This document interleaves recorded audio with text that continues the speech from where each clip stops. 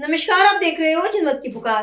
गुजरात भाजपा का गुलाम नहीं, राजकोट अग्निकांड का हिसाब लेगी जनता। मनीष सिसोदिया। दिल्ली के पूर्व उप मुख्यमंत्री और आम आदमी पार्टी के वरिष्ठ नेता मनीष सिसोदिया ने राजकोट हादसे को लेकर भारतीय जनता पार्टी पर तीखा हमला बोला है।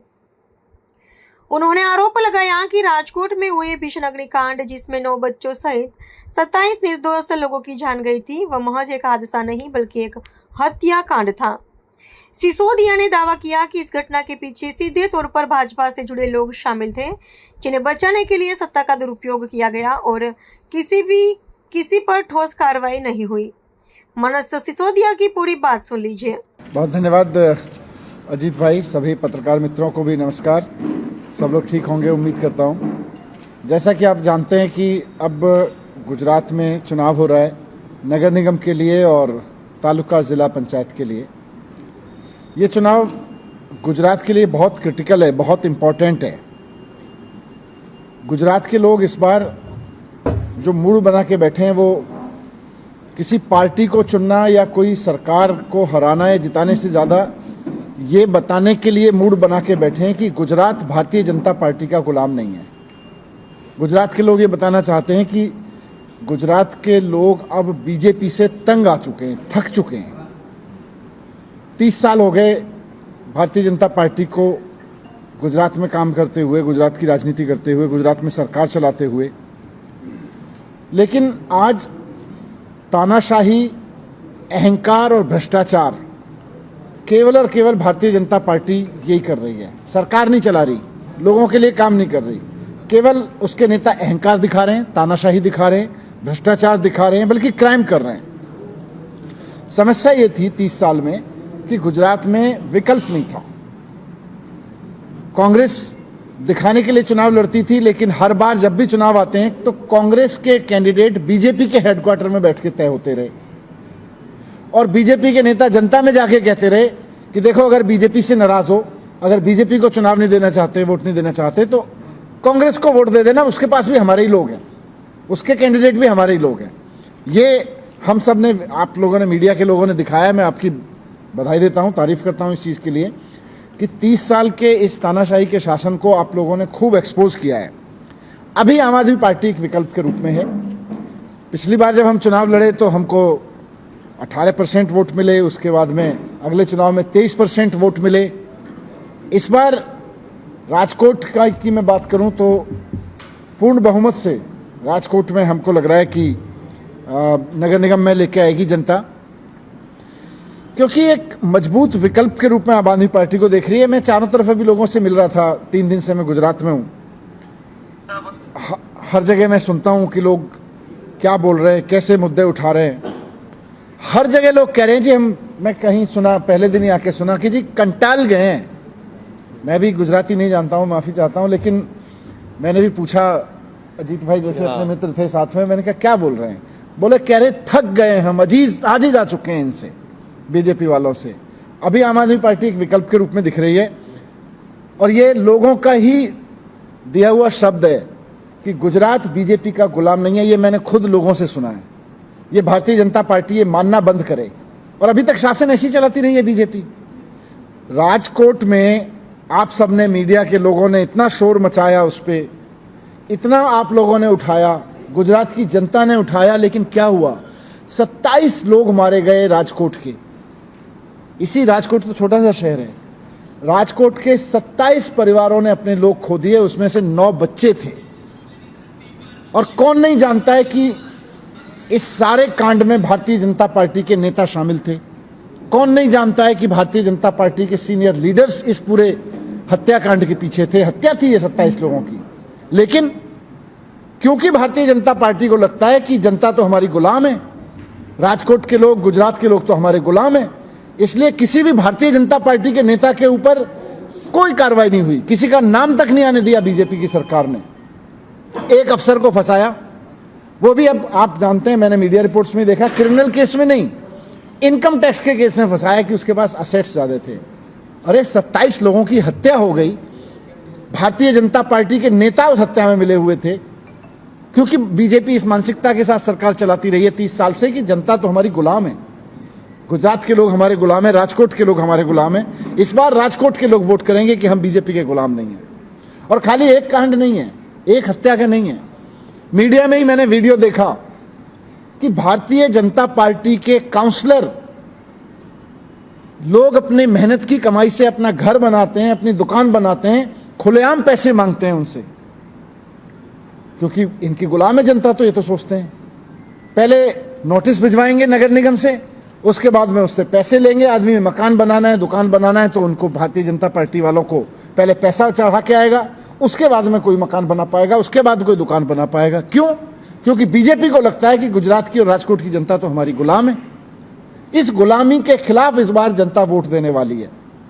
और खाली मकान बनाने में भ्रष्टाचार हो, खाली किसी गेम जोन के चलाने में क्रिमिनल एंगल हो तो एक बात है, लेकिन मैं देख रहा हूं कि गुजरात में और खासतौर से राजकोट और आसपास के इलाकों में तो सरकारी स्कूलों का इतना बुरा हाल कर रखा है। वैसे तो पूरे देश में ही जहां जहां भारतीय जनता पार्टी की सरकार है, सरकारी स्कूल बंद कराती है, बर्बाद कराती है। लेकिन मैं राजकोट में बैठा हूं, राजकोट के लोगों ने मुझे बताया कि यहां सरकारी स्कूलों का इतना बुरा हाल कर रखा है। जब हमने शोर मचाया, हमारे लोगों ने शोर मचाया, तो थोड़ी बहुत बिल्डिंग ठीक कर दी, लेकिन पढ़ाई। आज भारतीय जनता पार्टी बता दे कि राजकोट के आसपास, राजकोट और राजकोट के आसपास के सरकारी स्कूलों में से पढ़ के एक भी बच्चा नीट पास करके गया हो, जेई का एग्जाम पास करके गया हो, किस लिए पढ़ा रहे हो? कोई बच्चा कहीं अफसर बना हो, कोई बच्चा कहीं अच्छी नौकरियों में गया हो, आप मजदूर पैदा करने के लिए पढ़ा रहे हो। और प्राइवेट लोगों को आपने गुलामों की तरह से मजबूर कर रखा है कि अगर अपने बच्चे पढ़ाने हैं, ये भारतीय जनता पार्टी की सोच है राजकोट के लोगों के प्रति, कि अगर अपने बच्चे पढ़ाने हैं तो हम लोगों ने प्राइवेट स्कूल खोल रखे हैं, उसमें 10,000, 15,000, 20,000 रुपए तक की महीने में फीस दो और पढ़ाओ। अब राजकोट जैसे शहर में किसके पास है 10,000, 20,000 रुपए महीने देने के लिए? और कितने लोगों के पास हैं? कितने लोग अपने बच्चों को 10,000, 15,000, 20,000 की फीस देके पढ़ा सकते हैं हर महीने? इतनी इनकम है राजकोट में लोगों की, इतनी इनकम वाले लोग हैं, पॉपुलेशन है यहाँ पे। तो क्या करेंगे लोग? सरकारी स्कूलों में पढ़ाएंगे। सरकारी स्कूलों में पढ़ाने का मतलब है अपने बच्चे का भविष्य बर्बाद करना, अपने बच्चों को कहीं आगे नहीं लेके जाना, क्योंकि सरकारी स्कूल तो अच्छे पढ़ाई कराएंगे नहीं। तो ये कुल मिला के मैं ये कहना चाह रहा हूं कि जिस तरह से स्कूलों को बर्बाद करके, सरकारी अस्पतालों को बर्बाद करके, पूरे के पूरे सिस्टम को बर्बाद करके भारतीय जनता पार्टी 30 साल से शासन चला रही है, यही मान के चला रही है कि राजकोट की जनता हमारी गुलाम है। आज इस चुनाव में, इस नगर निगम चुनाव में जनता जवाब देगी कि जनता गुलाम नहीं है, उनके पास विकल्प है। अभी तक विकल्प नहीं था, विकल्प है। और जब स्कूल की, कॉलेज की बात करता हूं, कॉलेज में देखो इन्होंने यूनिवर्सिटी खोली, क्या नाम है? Saurashtra university, Marwar Saurashtra university. मतलब कॉलेज में बच्चों को पढ़ाई नहीं मिल रही, गांजा मिल रहा है, गांजे के पौधे पकड़ रहे हैं। मीडिया में रिपोर्ट, आप लोगों ने रिपोर्ट की, मैं सलाम करता हूं आप लोगों को कि आप लोग ये सब चीजें रिपोर्ट कर रहे हो, आप जनता की आवाज को उठा रहे हो। तो जिस तरह से इन्होंने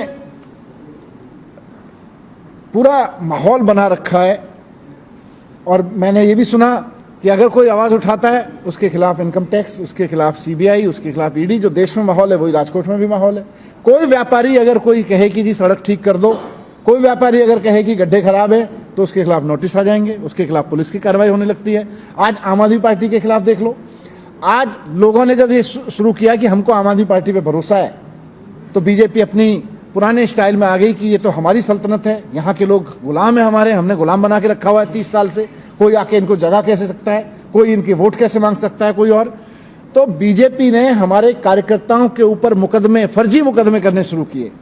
आज गोली चलाई है बीजेपी के लोगों ने हमारे कैंडिडेट पे, क्योंकि भारतीय जनता पार्टी अपना विश्वास खो चुकी है। गुजरात की जनता को कोई भरोसा नहीं है, कोई उम्मीद नहीं है, और गुजरात की जनता बीजेपी की इस गुलामी से मुक्त होना चाहती है, वोट का इस्तेमाल करेगी। इसलिए बीजेपी अंतिम चरण की अपनी गुंडागिरी पे है।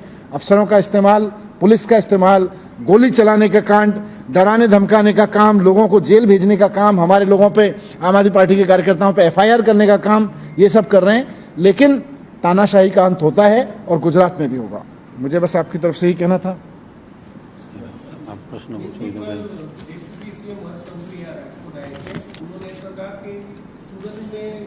नगर निगम में जो कॉर्पोरेटर चुनने के लिए है, वो लोग वहाँ पे बिल्डरों के पास, व्यापारियों के पास फंड नहीं मांग रहे, क्या कहेंगे इस बारे? देखिए, गुजरात में अलग अलग राज्य, अलग अलग शहरों में लोगों ने आम आदमी पार्टी के कॉरपोरेटर चुने। मैंने सुना कि संघवी साहब और सी आर पाटिल साहब वहाँ कह के आए, या कोई और कुछ लीडर्स की इस बार वहाँ 27 भी नहीं आने देंगे। मैंने वहाँ भी कहा था और यहाँ भी कहता हूँ कि आम आदमी पार्टी को तो छोड़िए, बीजेपी तो ये बताए कि 30 साल में किया क्या। 30 साल में राजकोट में एक स्कूल सरकारी बता दो कि जिसकी काया पलट करके वहाँ पढ़ाई अच्छी करा दी हो। इनके किसी कॉन्ट्रैक्टर को पैसा देके कोई दीवार, कोई कमरा अच्छा करा दिया होगा, ये हम मानते हैं, लेकिन नहीं। लेकिन मैं बोल रहा हूं कि बीजेपी ने क्या किया है। आम आदमी पार्टी को मौका मिला विपक्ष में बैठने का। आम आदमी पार्टी के पार्षदों ने सूरत में जाके देख के आइए, स्कूल बनाए।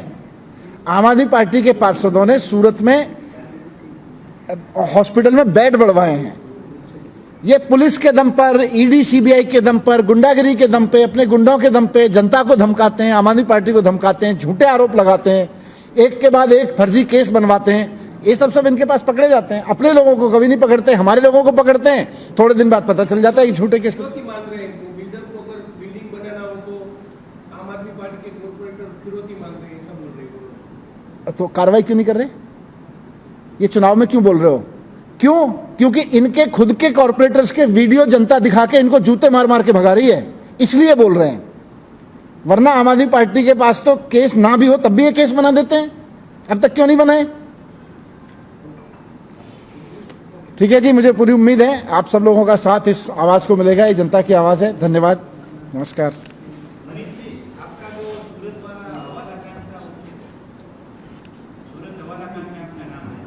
मेरा?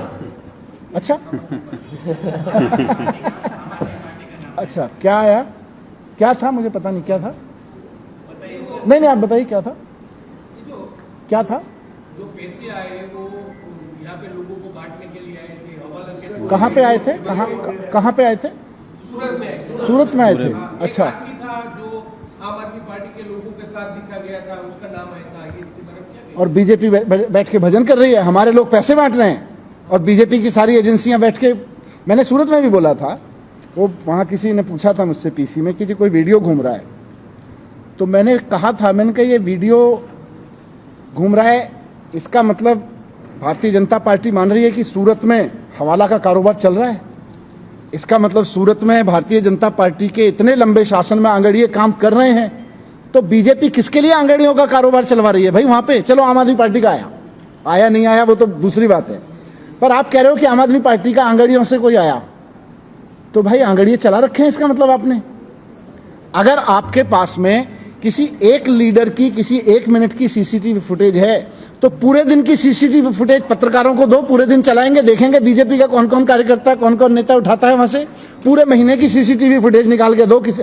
अगर पुलिस को ये पता है, अगर भारतीय जनता पार्टी को ये पता है कि कोई आंगड़िया काम कर रहा है, तो सबसे पहले तो भारतीय जनता पार्टी को शर्म से डूब के मर जाना चाहिए कि उनके राज में 30 साल से गुजरात में आंगड़िया काम कर रहे हैं और ये लोग क्या भजन कर रहे थे बैठ के? झूठ बोलते हैं लोग।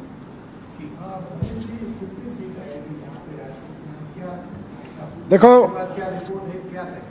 जब जनता देने पे आती है तो फिर कोई रिपोर्ट कोई काम नहीं आता है। रिपोर्ट तो आप लोगों के पास हमसे ज्यादा होगी। अगर आपने हमारा अभी तक चैनल सब्सक्राइब नहीं किया है तो कृपया चैनल सब्सक्राइब कर लें, लाइक करें, शेयर करें, कमेंट करें। तो मिलते हैं फिर किसी और खबरों के साथ। नमस्कार।